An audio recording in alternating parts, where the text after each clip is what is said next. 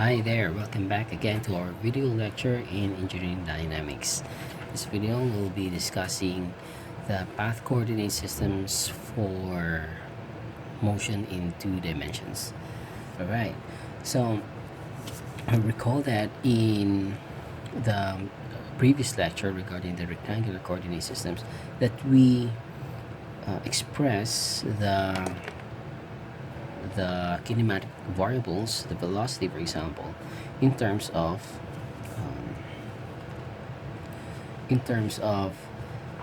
the x and y components.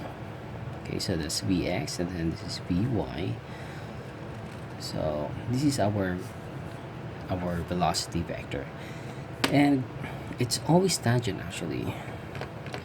And if you recall in our topic on vector value functions, that the first derivative of our position vector is actually the velocity vector. Okay, so even for our acceleration variable, we also express that in terms of x and y. So everything is in x and y. That is for rectangular coordinate systems. For the path coordinate systems, now let's say we have the same, okay, so it's not, it doesn't look the same, but let's say it's the same thing here. We just draw it here. Okay, so this is our path, and then this is our point mass. So since it's moving, then it must have some velocity. Okay, so here, since we know the path, actually that is path that's the idea behind the path coordinate systems. You express in terms of the path, and that's gonna be the components of the components would be the tangential component and the normal component. Okay, so that's going to be N and D. So normal and tangential component. So when you see the tangential component, that's going to be tangent or touching. Okay, touching at one point on this path curve. And the normal component is actually pointing towards the center of this curvature. So there must be some, let's say, some kind of center here. Okay, and the center is actually changing it. For example, you have another curve. The concavity of this curve, like for example, is opening upward. Then you will have the center here, for example. So our, let's say at this point, the point will be having this normal, and then this one, the tangential component. Okay, so it's something like this is our reference point, this center here. Okay, and like for the rectangular coordinate systems, our reference point is a fixed point, whereas here it's actually changing depending upon your type of curve. Okay, so now let's ask ourselves the question: why should we use this, or let's say where can we use these path coordinate systems?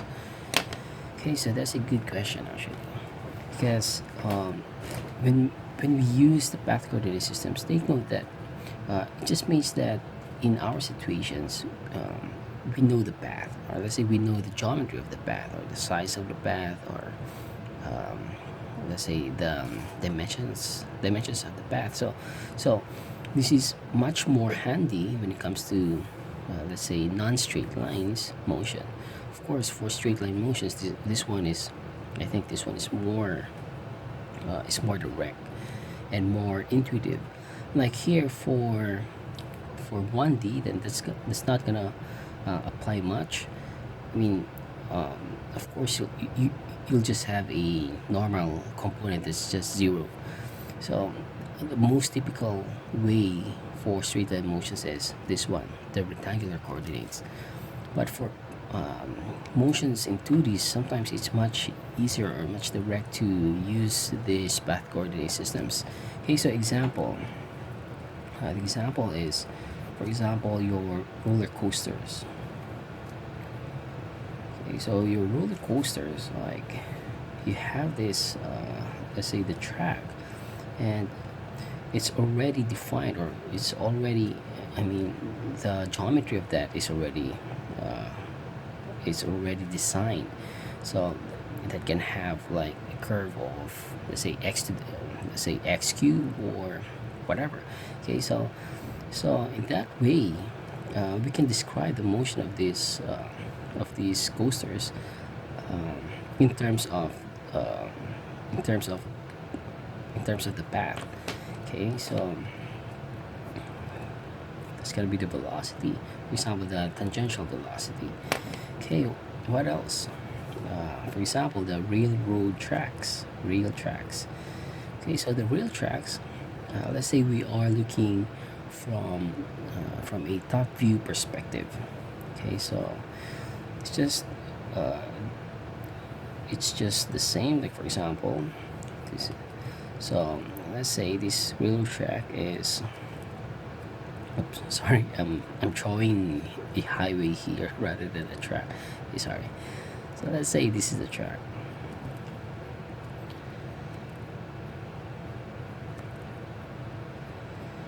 Okay, so here the design of the track is also it's already, I mean, the geometry of this track is already determined or designed. So in that way we can describe, okay, let's say this is our curve. So there is a defined curve already for the track. Okay, what else? Let's say in the highway, for example, let's say this is your vertical curves. So this is your car, for example. Okay, and it is traveling uphill. So the curve of this highway is actually a parabolic curve. Okay, so let's say highway curves. Highway curves. Okay, what else? When we say highway curves, that refers to vertical curves, and then the horizontal curves. So horizontal curves, it's like looking the highway on a top view. Okay, so for example,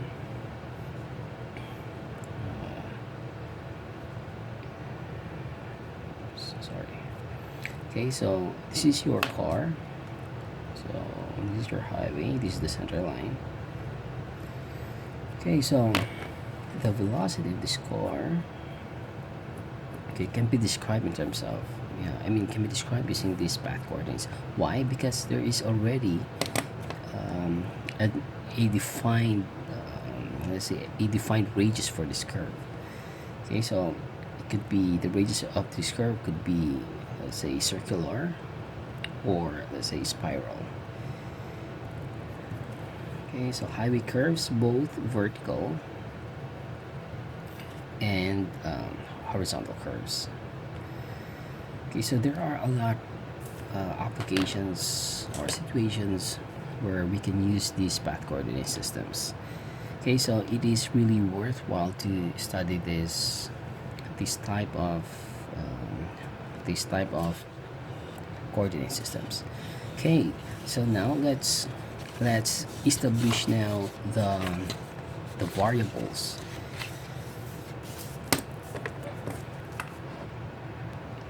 Okay, so let's discuss this one, velocity. So we'll make a table for this so that it's gonna be easier to illustrate. Okay, so that's going to be our velocity, and then let's say here we'll have acceleration.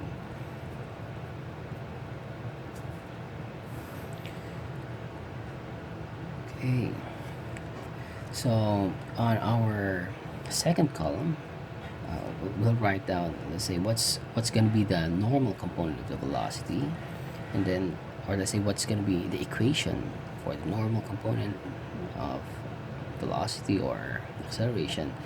Then here you'll write the tangential component,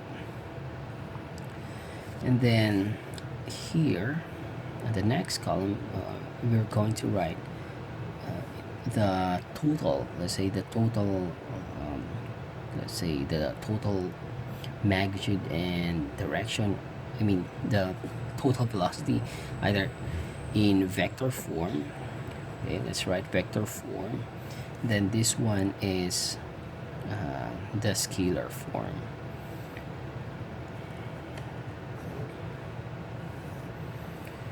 Okay, so this one's components. Then here would be the, let's say, the total value.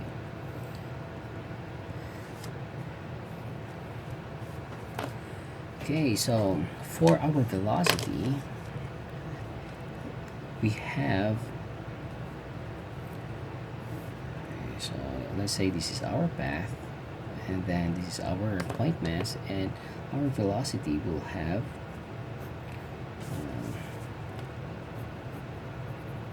this tangential component only. So we will have this tangential component v sub t. Okay, we don't have normal components for the velocity. For acceleration, we have both acceleration along the tangential component, so a sub t, and an acceleration, okay, along the normal components. So we will have a sub, here is this one, a sub t, and then this one is a sub n. Okay, so what's the equation of this a sub t? Okay, so this is just the same as your equation, the equation that we already know, or the equation that we use in the rectangular coordinate system. So they're just the same thing, the tangential, and then this one, I mean the tangential velocity or the tangential accelerations, they're just the same thing. So what's new here is the a sub n. So a sub n here is just simply equal to the velocity squared all over rho.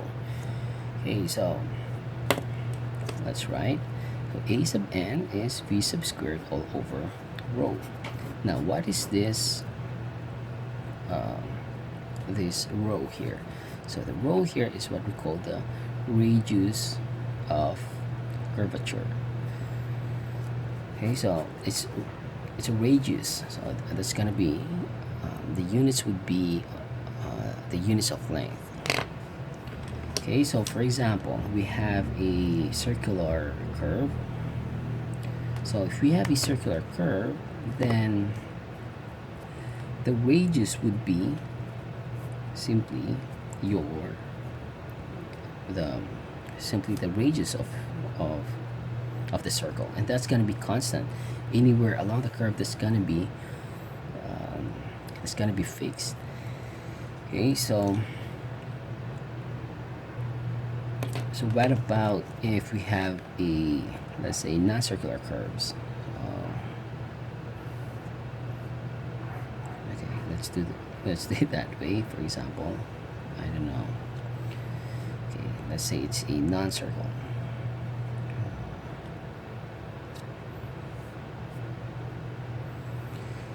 Okay, so the radius for this one there, it's actually changing. It could be changing anywhere along this point. That's possible. Okay, so the radius of curvature here,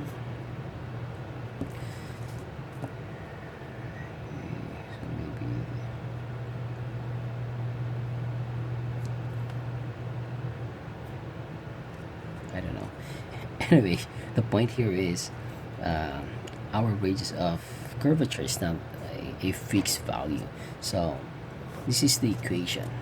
We're gonna have 1 plus the first derivative, that should be squared raised to 3 halves. Okay, so the first derivative of your curve, so that's gonna be dy. Let's say this is your function, your y as a function of x. So your first derivative, and then you square that plus 1, then raised to 3 halves, all over the second derivative, which is d squared y all over dx squared. Okay, so this is our this is the equation that we'll use when we're dealing with a non-circular curve. Okay, then let's discuss this one. So what about if our curve is or let's say our path is a straight line? So what's gonna be the radius of curvature? So here, if it's a straight line, then this one would be simply 0, and it just means that no normal component. Okay, so it gets back again to our let's say straight line motion. So it's something like that. Okay, so since we have an acceleration along the normal and then the tangential, then the total value in terms of scalar form would be, let's say a is equal to square root of a t squared plus a n squared. Okay, so this is it. Okay, so it's actually the same with what we've done in the rectangular coordinate systems.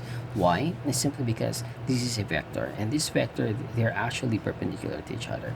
So this resultant, or let's say this equivalent vector, that's gonna be this one. So this a, this total accelerations, correspond to this vector right here. Okay, so for our velocity, we say that velocity only occurs along the tangential component, then that's gonna be no, not a v would be simply the value of your tangential velocity. Okay, so this is our equations. Okay, so what about in terms of vector form? So if it's in terms of vector form, then we can write velocity is equal to, okay, so let's bold this letter to denote a vector, and we'll put an arrow here. So v is equal to your magnitude, which is just simply v, or let's say it's just the same thing, either v or tangential v, and then here times the unit vector. So the unit vector will be the unit vector along the tangential component.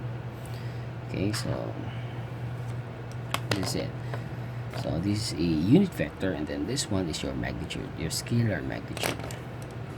So here for our acceleration, then we can write just simply a sub t along the tangential plus, sorry, this should be hat. Okay, hat. Okay, plus a sub n. Okay, a sub n. Okay, so let's bold this letter. Okay, so this is just unit vectors. Okay, so I think that's it, and I think we're ready to do one sample problem.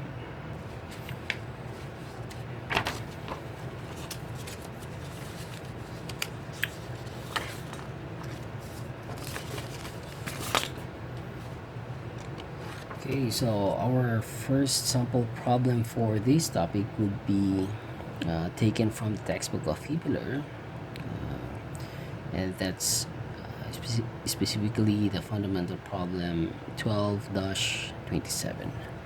Okay, so the problem states that the boat is traveling along a circular path with a speed of velocity is equal to 0.0625 t squared in meters per second, where t is in seconds.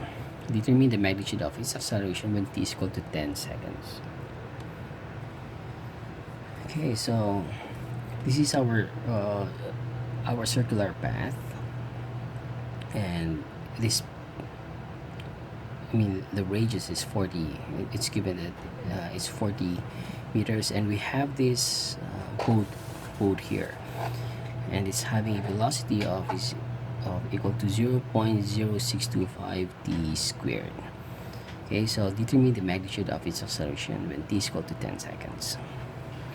Okay, so first thing is, since we are going to solve this using the path coordinate, then recall that our acceleration, that's gonna have two components, the tangential and the normal.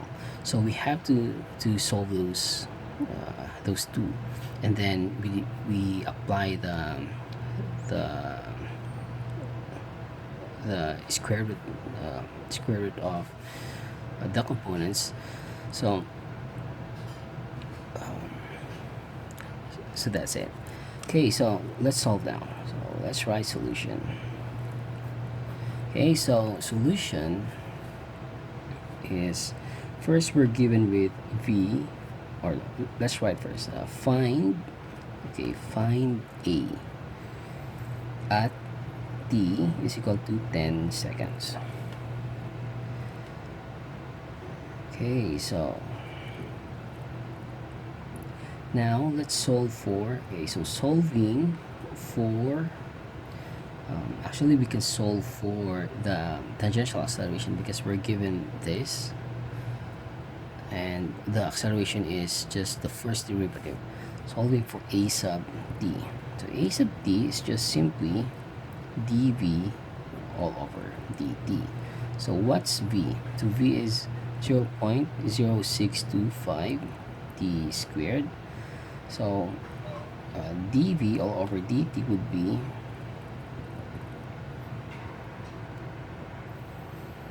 just be 0.125 t raised to 1. Okay, so this is our tangential acceleration. So take note, this acceleration is a function of time. So meaning that a sub t, okay, this is actually a function. Okay, so a sub t, no, not a sub t, a of I think a of t is 0.125 t. Okay, so meaning at any time t, so we'll just, for example, if the problem says t is equal to 10, then we'll just substitute 10 to this variable t here. Okay, so 0.125 times 10. Okay, so that's gonna be a at 10 is equal to 1.25 meters per second squared.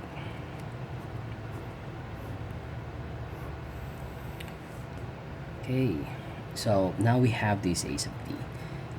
We are going to need the normal component of acceleration. Okay, so let's write here, solving for a sub n. Now recall the equation, a sub n is just v squared all over rho. Okay, so let's just substitute these velocities. Okay, remember that this velocity is given as a function of time, so we just have to substitute this value here. So 0.0625 t squared, okay, that's all over, not all over, I mean raised to 2. Okay, so sometimes I really I don't know why I'm not that smart, but anyways, this is it, 0.0625 t squared. Okay, so raised to 2. Okay, all over our row. Okay, so let's square this first. Okay, so 0.0625 squared, that's gonna be this one times okay, so a sub n, or okay, let's just write this 3.9 times 10 to the negative 3 times t raised to 4 all over row. Okay, so this acceleration is also a function. It's a function of time. So meaning that we can also write this at any time t. It's just simply 3.9 times 10 to the negative 3 t to the 4th all over this. Okay, so now we have this expression. So meaning at any time t, we can solve for this normal component of acceleration. Okay, so let's say at a sub n, 10 seconds, then it just means 3.9 times 10 to the negative 3 times 10 to the 4th all over rho. Now our rho is actually a constant because it's a circular curve. So that's 40 meter. Okay, so times 10 to the 4th divided by 40. So we get 0.97. Let's say 9. Okay, I think 97. Just write that one, or 977 meters per second squared. Okay. Okay, so now we have the tangential component plus the normal component. So now we can solving for total acceleration.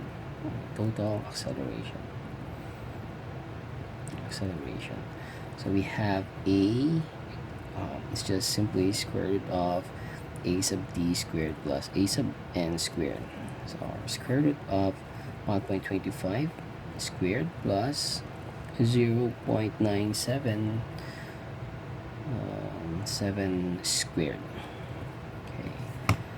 Okay, so 1.25 squared plus 0.977 squared square root. Okay, where's the square root? Okay, this one, square root of answer. Okay, so our answer is 1.59 meters per second squared. Okay, this is our answer. Okay, so just a brief review of what we did in our solution. So the problem asked us to solve for the total acceleration, and we're given with velocity as a function of time. Okay, so since in the path coordinate systems, we know that acceleration is composed of two components, the tangential and then the normal. So first, what we did is we solved for the tangential acceleration, which is just simply the first derivative of your velocity with respect to time. So since we have this equation or this function, so we first take the first derivative, so that's 0.125 t, and this is actually our tangential acceleration. So it just shows that our acceleration is a function of time. Okay, so we substitute the value of 10 so that we get this, so 1.25 meters per second squared. Okay, and then what we did next is to solve for the normal acceleration. So our equation is v squared all over rho. Okay, so this velocity, since we're given velocity is a function of time, we just first substitute this one here, and then we apply the square. So 0.0625 squared times t to the 4th all over rho. And since our rho is a constant, anyway, I mean it's a constant along the anywhere along the curve. So that's just 40. Okay, so we substitute it here, and then we get a value of 0.977 meters per second squared. Okay, so after that we have the two components. Then we are able to solve for the total acceleration, which is 1.59 meters per second squared. Okay, so in our next video, we'll be doing another problem for these path coordinate systems. Okay, so see you in the next video.